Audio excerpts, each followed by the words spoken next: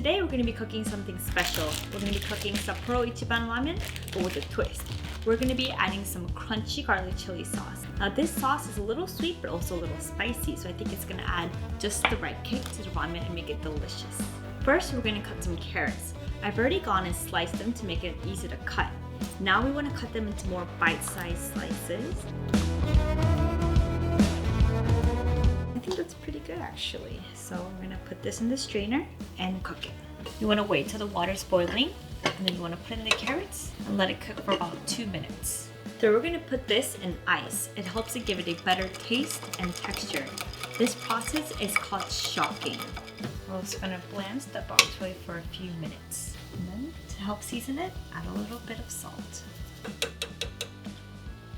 We're also going to shock this a little bit and put this aside and then cook the pork belly. So when I'm cooking pork belly, I'm going to add about half a tablespoon of sesame oil. I love pork belly. Oh, it smells so good. I'll flip it a little bit. We're going to add 1 tablespoon of soy sauce.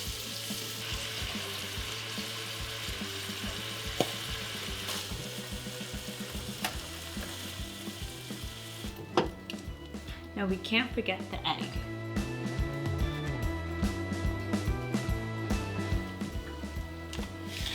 Make sure I get every last bit.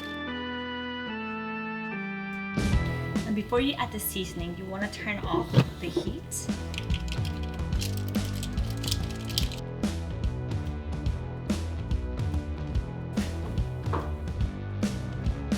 And last but not least, the garlic chili sauce. So what I'm gonna do is add flakes first.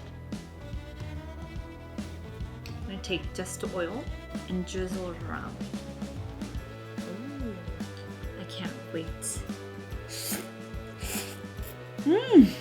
Oh my gosh, it's really good. These noodles are like on point. Feels more savory, adds more umami flavor. I'm very impressed actually. I know I was being a little extra with all the ingredients, but it was not hard to make. If you really wanted to make it simple, I would just say use the ramen and the chili sauce, because even that alone I think would be very good. Oh, this is really good.